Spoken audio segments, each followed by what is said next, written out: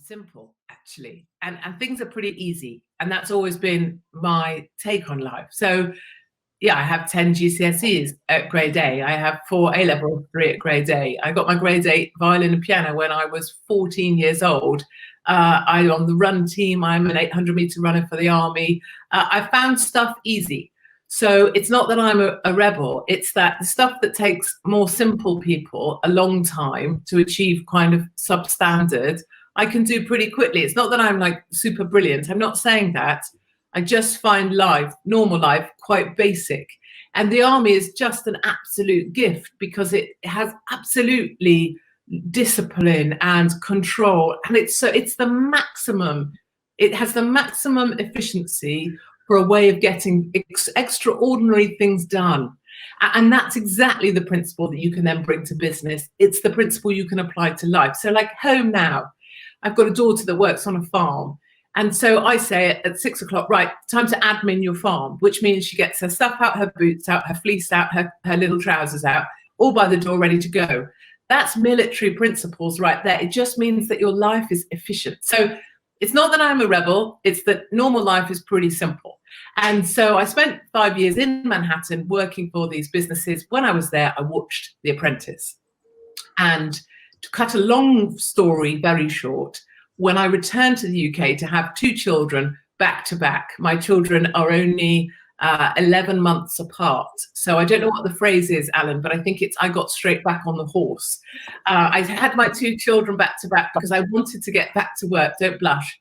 And I thought I needed to have a complete change of direction. I was now a mother with 2 children under the age of 2, well, actually 1.5. And I thought, hell, what am I doing? And so I applied to go on the British Apprentice because I'd seen the American Apprentice where Donald Trump was in charge. And actually the job that you got at the end was kind of fantastic. You were building major buildings for the New York skyline. And of course, then I ended up on the Apprentice with little Lord Sugar, who's nipple height, sorry, Alan, and works in Brentwood. And that is not what I had planned. But to my point about real life is kind of easy. I got through the selection for 10,000, 20,000 people to get onto The Apprentice because I see the system were working. I was the posh bird in the white suit that had kids. That was my role. And then I could see how the competition worked, played the game and got to the end. And so that's it. It's not that I'm a rebel. Just see, I have not a bad judge of how things work pretty quickly. So I got to the end of The Apprentice and then I told Lord Sugar to stick his job up his arse because I can't work for a short man and I can't work in Brentwood and I already had a better paid job. And then I became somewhat known in the UK for being the woman that says what she thinks and doesn't really mind if you disagree with me massively or hate me for my opinions. This is just the stuff that I think. You had two children under 2, I think you said, when you just said, or 2 very young children when you went on The Apprentice. How did you handle that? I mean, most parents, most women would find that completely dominating unless they have support from au pairs or family or whatever, and you know it's exhausting for many women. But you ride out of it. Yes, well, that's Alan, darling. That's normal women, darling. I'm not a normal woman. Bear in mind, my husband left me. So the day after my second daughter was born, I was left in the hospital, actually, in the maternity ward, and he never returned. And that's a part of my private life that I'm not proud of. That's just a truth. So I was also a single mother with 2 children under the age of 2. But I'm also a worker. I work like a man. I am, in effect, a husband. So I was my own husband.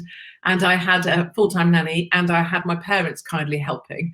But really, for me, ambition has always been about much more than having children. Don't get me wrong. I'm really proud of my family. And if you ask me to stand in front of a firing squad now, if it saves them, sure, no problem.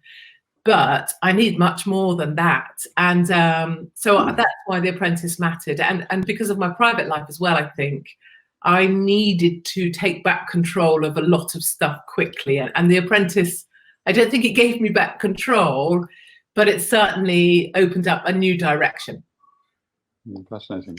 You had over 6 million people watched, I think, your last episode on The Apprentice. and then you went into I'm a Celebrity. What was that like, that media glare and everyone knowing who Kitty was, and any privacy disappeared? Is that what you thought it would be like? And how did that affect your life? Not at all. And that's one of the things, sometimes I don't talk about The Apprentice much now because it isn't so current, obviously. But when I do talk of it, I recall that when I was on The Apprentice, we were only a couple, 2-3 series in. And it was back at the time where, like in the American example, it was a business-based challenge. There were business challenges. And you went in and I thought, like you would think, like a normal person would think, oh, I'll come out somewhere near the middle looking like not a bad egg. That didn't happen. And it wasn't about that time when, you see The Apprentice or these shows now, people are going in already with their thing going on and their website worked out and their persona worked out. I didn't have that stuff. I knew how to get on the show, and I certainly wasn't ready for media. And I would say it's been a decade of learning how the media operates that allowed me to get to a place where, for a period of time, I was probably one of the best paid or best known figures in the British media for a period of time. So, but that was all a learning thing. And actually that jungle was absolutely about running away. Someone approached me via the agent saying, we'll send her to the jungle. And that to me seemed like a perfect idea to run away from everything in the UK, run away from the press, run away from people following your car, run away from people camped on the front lawn of people's gardens, of people selling my wedding photos, or ex-children, stepchildren coming out of the woodwork. I just needed to run away. And so yeah, back in the day, The Apprentice was a different kind of show, but certainly the media is something I've enjoyed learning actually now. And the media is a funny beast. And I spend a lot of time these days kind of working behind the scenes very often with individuals who are suddenly in the media spotlight and they are the target of the mob, and they come to me privately, often as someone who's hated me for a long time, but they need help, and I can help with that. And that's a really joyous thing. I really enjoy. Katie, we need to come on to your sort of political and philosophical opinions and how you see society today and so on, but how in all this background have you got to a situation when you are self-proclaimed and you relish the title, and people like to stick it on, you're the biggest bitch in Britain or whatever expression you... What in your background has got you to this position when you can stand there proudly and say, I'm the biggest bitch in Britain? We'd like to know the thread for that to bring you to this situation. Where is it? Yeah, I think partly, you know what, it's that I'm not fat. Because if I was fat, being known as the biggest bitch would be a bit embarrassing. But because I'm actually quite skinny, so there is a visual to this. And when people meet me, they're always really surprised. So I'll get in a cab or whatever, and the guys will always be like, but you're tiny. And there's something about, if you're the biggest bitch and you're a monster, you're supposed to be huge and hairy. And I'm quite hairy, but not that hairy. And that's always a surprise. I think the other thing is, as an epileptic, and I've been epileptic since I was 18 maybe, and those fits got to a point where they were very serious. My fits were supposed to kill me within a couple of years. That was the prediction. Wow. At the age of 35, I was told they would kill me within 2 years. So I believe that actually, if you grow up in your life and you manage to, it was partly an illusion, a presentation of myself to be, absolutely super fit, super powerful, super on it. I can do anything, I can beat anything. And then quietly behind the scenes, I'm fitting and dislocating my arms, and a seizure broke my back. And I was able to keep that private and personal. So I think I've learned well and been schooled well by my epilepsy about how to protect the inner you and project a picture of being able to cope. I also think now I talk openly about my epilepsy, it's much easier to discuss these things, because this was always my secret. I never ever told anybody about my epilepsy. I never got any of the jobs I got. I think the other thing is it allows me to understand better when people are struggling with stuff. I get it. I really get it. And sometimes, you know what, and it's really true now, a lot of people are struggling through lockdown. One of the things we have to do, sometimes we have to put on a face. And I don't mean a brave face. We just have to put on our best face and then wait for the rest of us to catch up.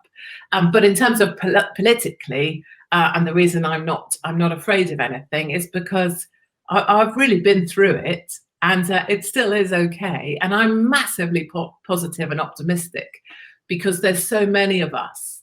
And I always say to people, you can't hear us, we're silenced, you can't see us out there, but we are so many in number, 20 million, 30 million in the UK, believing the sorts of things we believe, which is that family matters. You know, I describe myself as a white British patriot, a nationalist, and a proud mother, straight mother of 3 children, and I'm married. And I'm proud of all those things. You know, those are that's my politics right there.